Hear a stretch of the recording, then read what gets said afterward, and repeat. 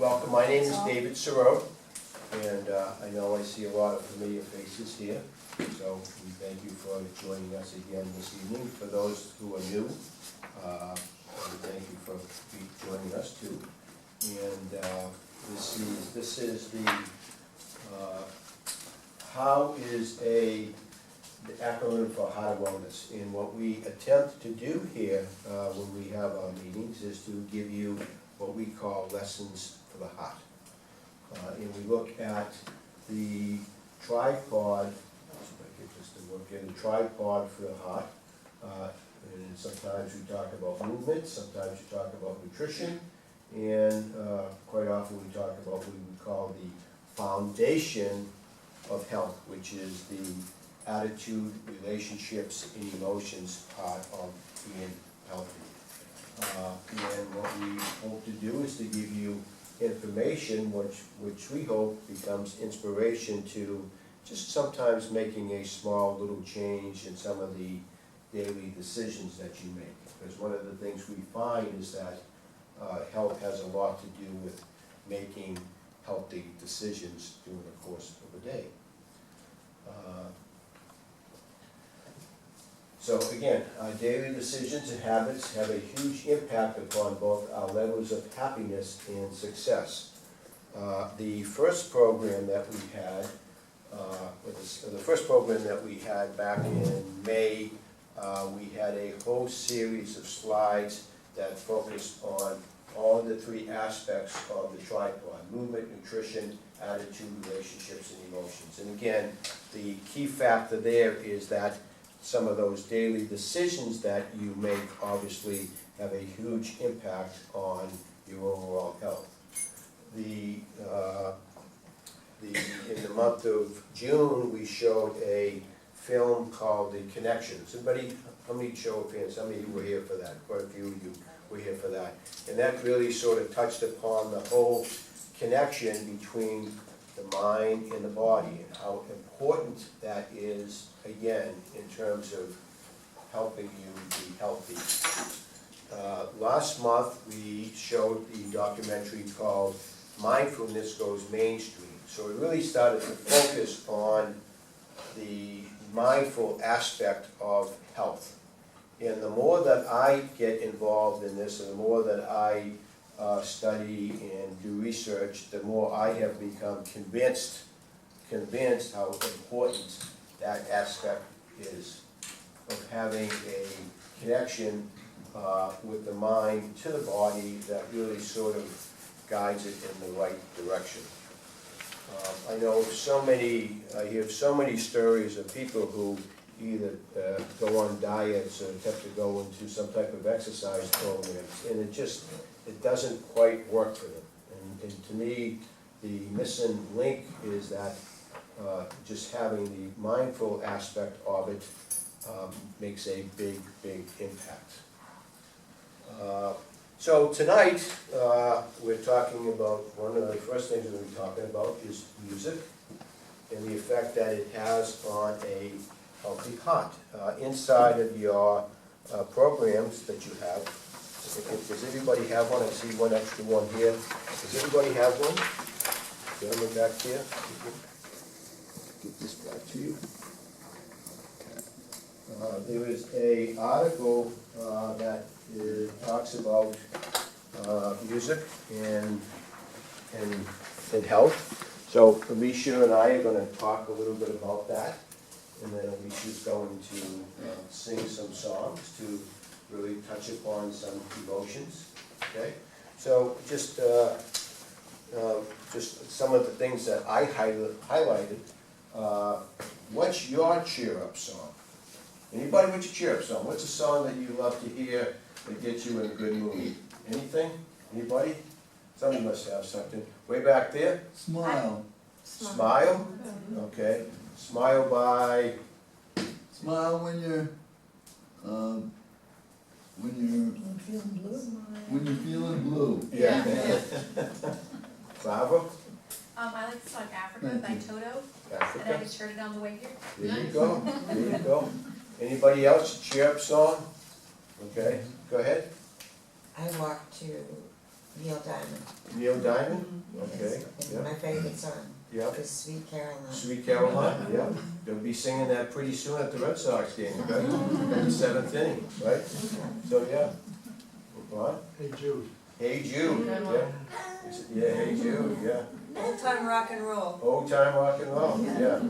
And, you know, and what happens is that, you know, one of the things that my wife and I have been doing is, we've been watching over her 91-year-old parents, and her dad likes to, in the afternoon, put on the music station and listen to oldies, you know, oldies, but goodies, you know? Yes. And he'll be listening to some song, and I'll say to him, "You remember this song?" And he says, "Oh yeah, I remember that song."